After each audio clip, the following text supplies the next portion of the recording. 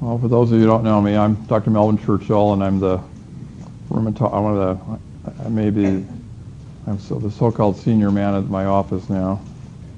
Dr. Art Weaver was my predecessor, Dr. David Cooley. Maybe some of you guys remember those folks, those gentlemen. They were great mentors for me when I first came to Lincoln.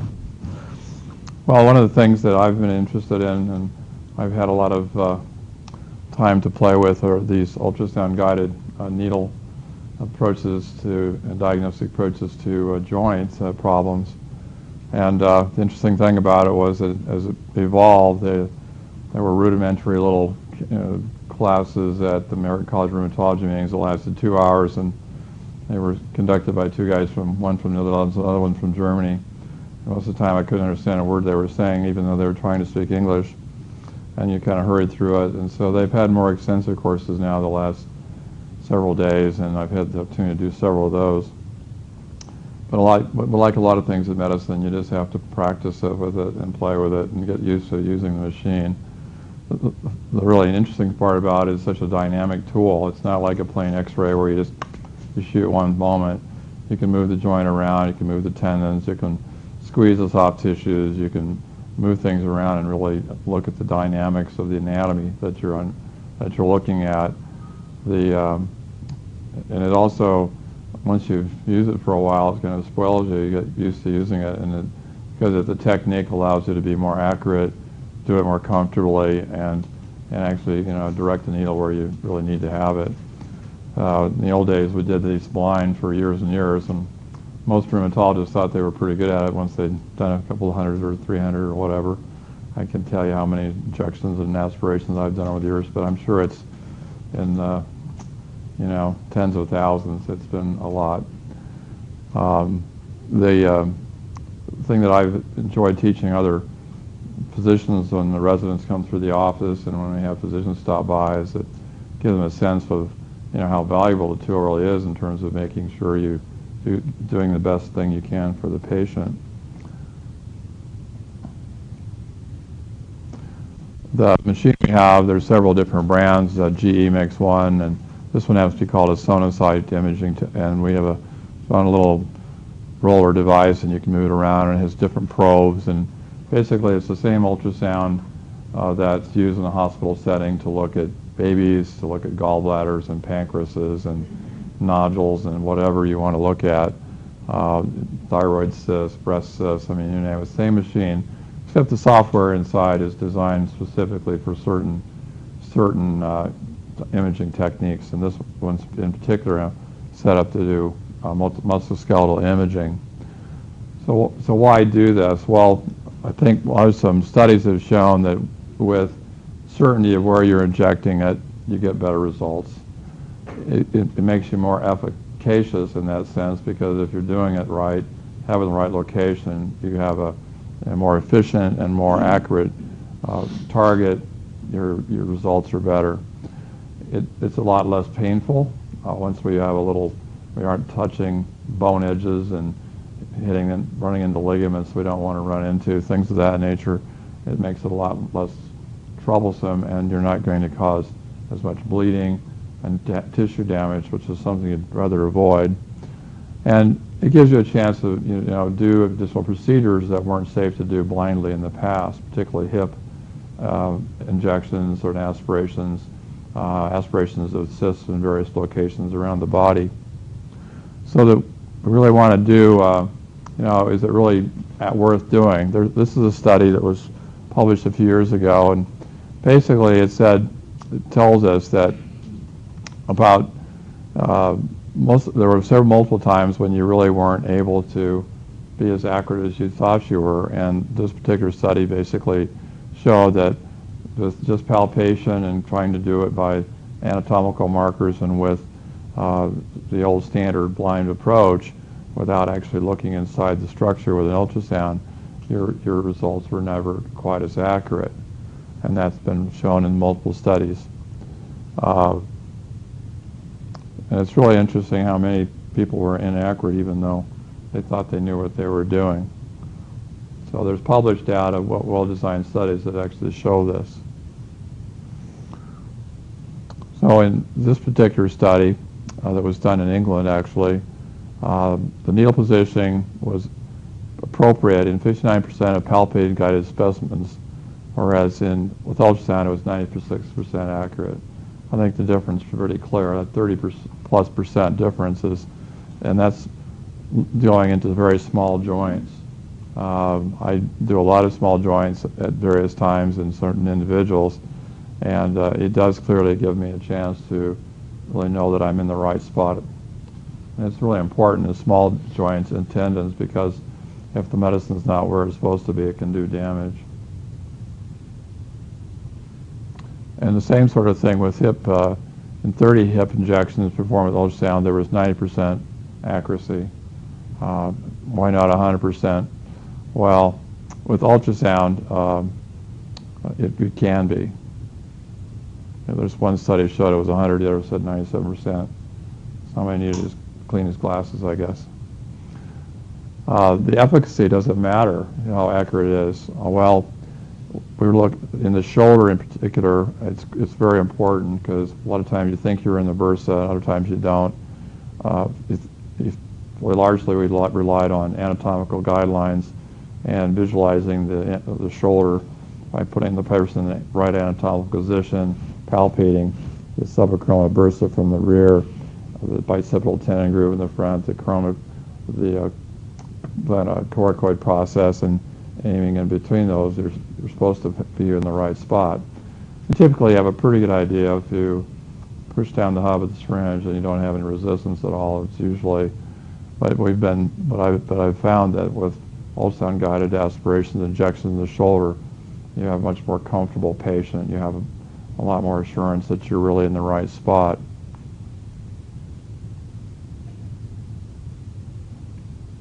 So I'm just not going to read all these numbers to you, but these studies basically tell us over and over again that accuracy matters, not only in terms of comfort, but also in terms of the results of the injection you've provided.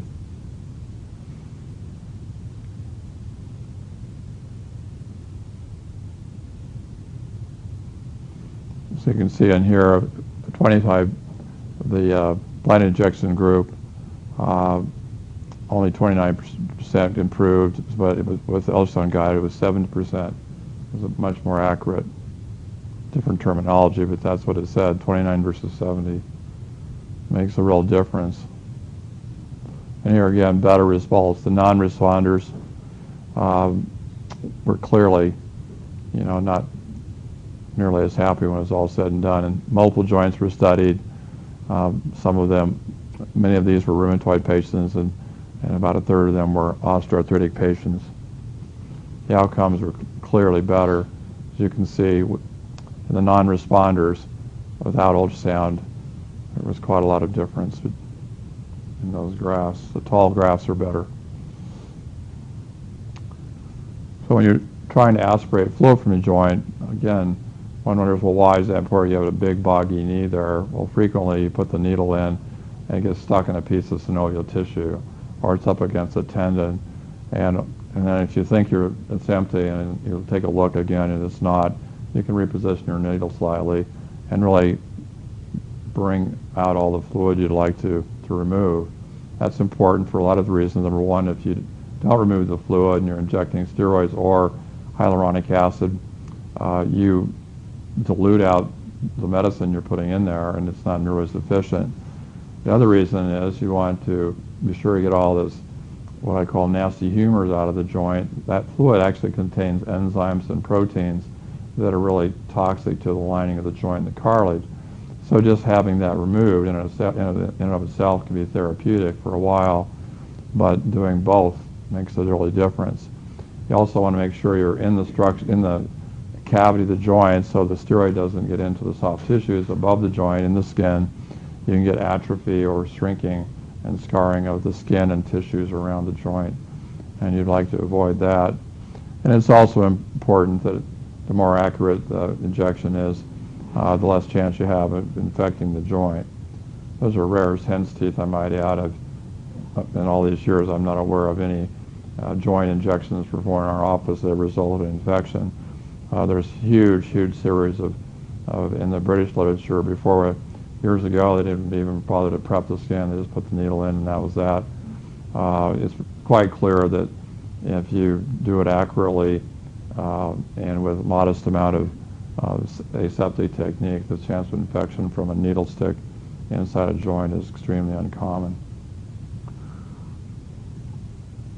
So this particular study was in one of our journals in 2006, demonstrated that the pain related to the procedure was clearly better if there was more accuracy. And they did a visual analog pain score. With a conventional syringe, it was in that one range, but when you did it with arthrocentesis, you had a much better chance of being comfortable.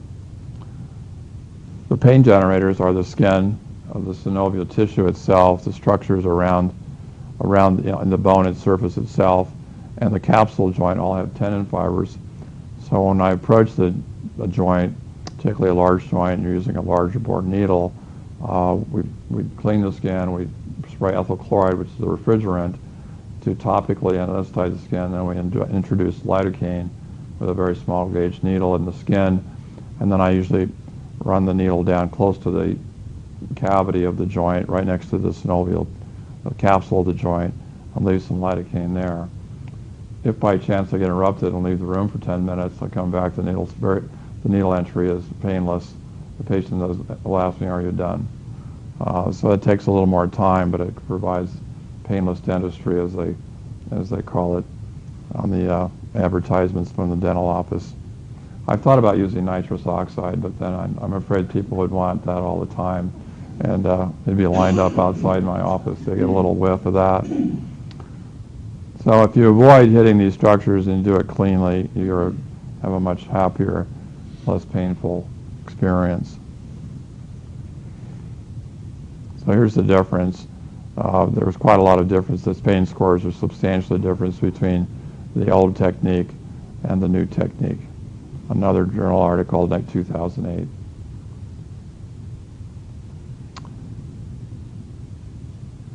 This is interesting. There's an article that talked about the electron bursa is a little pocket right over your elbow, and in people that traumatize this area or have rheumatoid arthritis, they may get swelling in that bursa.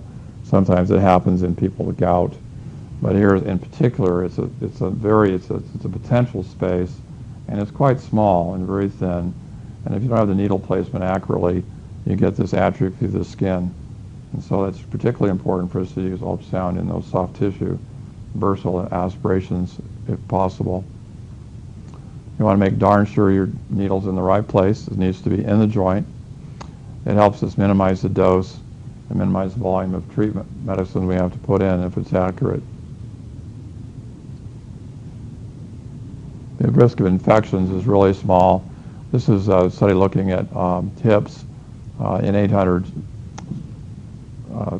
aspirations and injections of a hip in a British Journal of Radiology, 1995. They had no infections.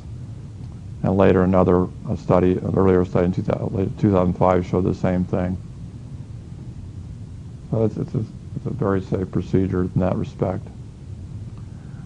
I think that's been helpful is to be able to identify structures deeper in the soft tissues, the sacroiliac joint in the back, the hip joint, which is a bit of a blind injection if you don't have it's more than a blind injection actually if you don't have accurate placement of the needle, and the results will be dismal, I'm sure, without it.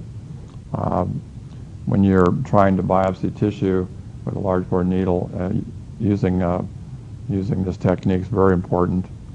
If you have a deep soft tissue abscess, you can go after with a needle, again with accuracy with the ultrasound technique.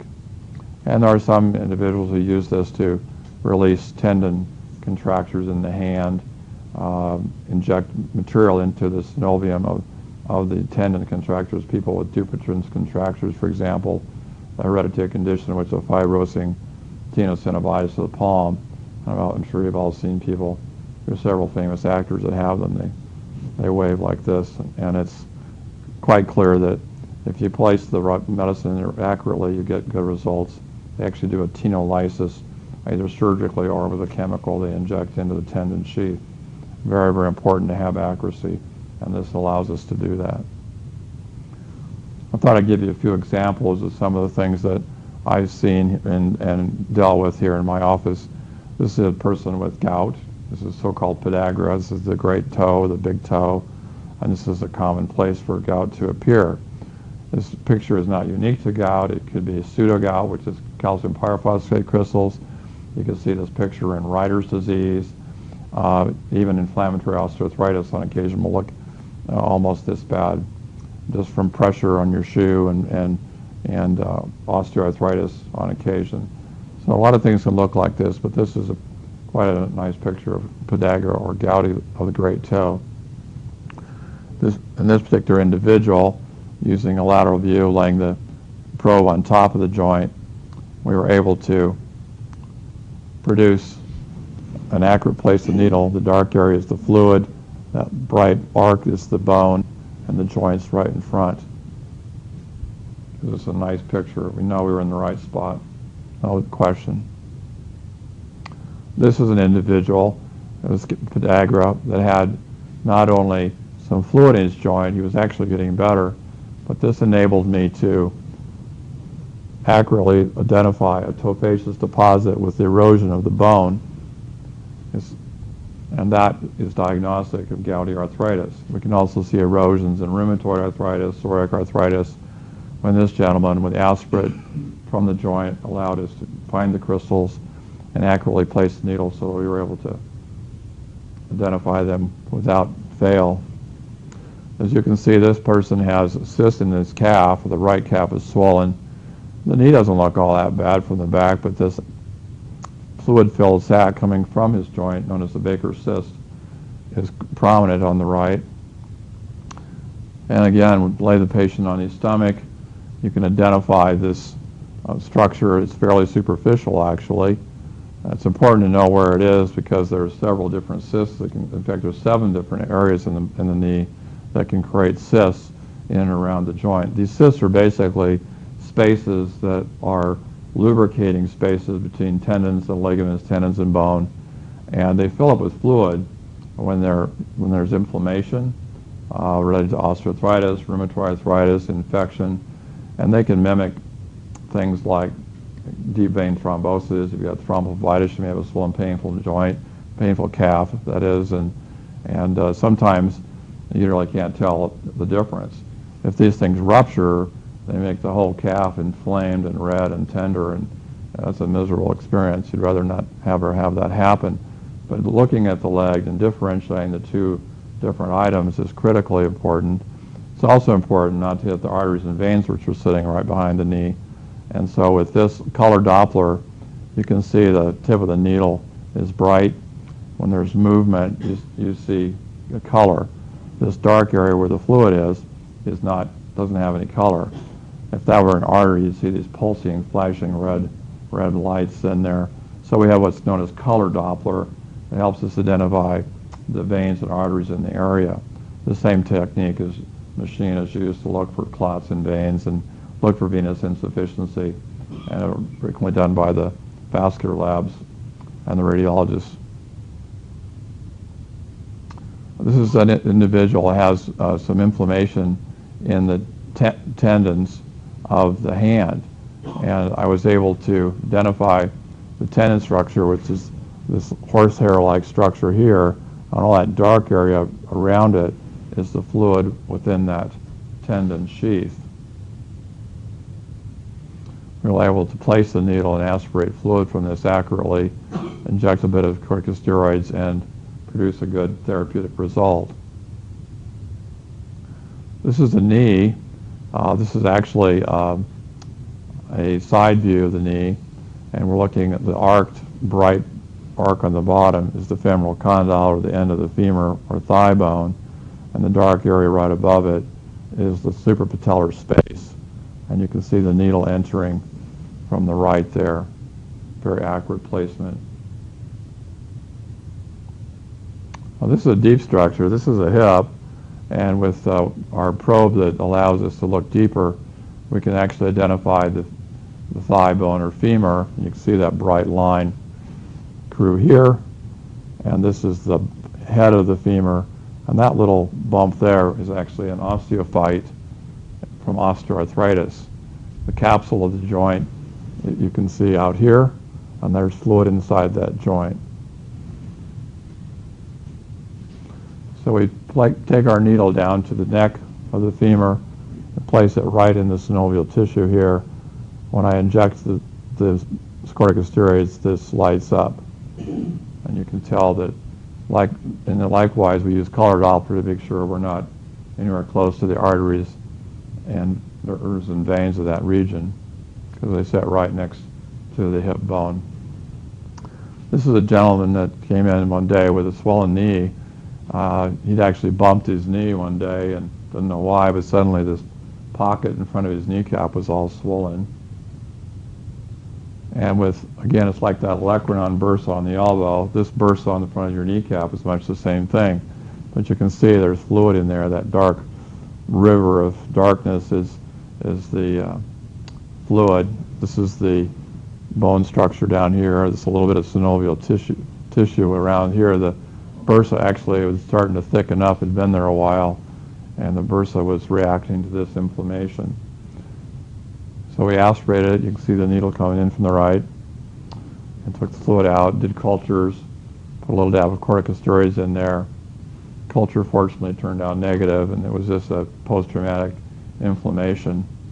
But that way we knew it wasn't gout. We looked for crystals. We cultured it to make sure it wasn't infected, and we looked at the cell structures in there to see if it was inflammatory or just post-traumatic fluid.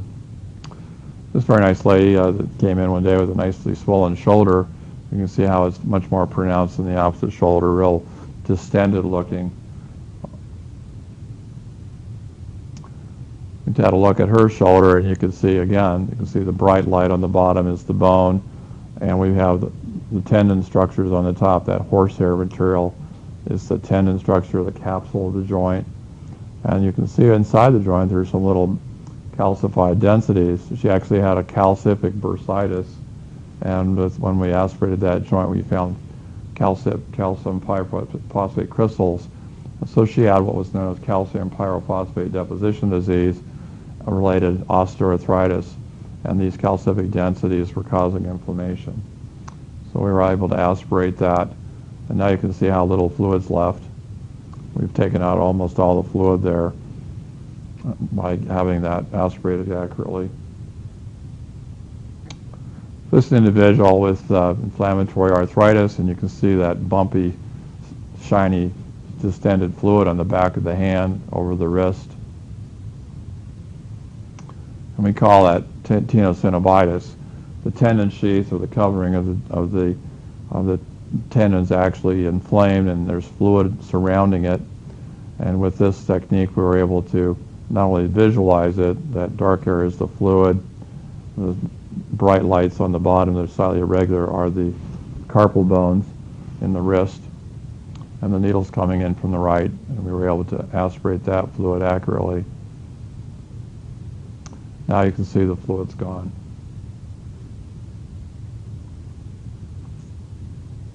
Looks much better. Now the tendon is laying back down on the bone.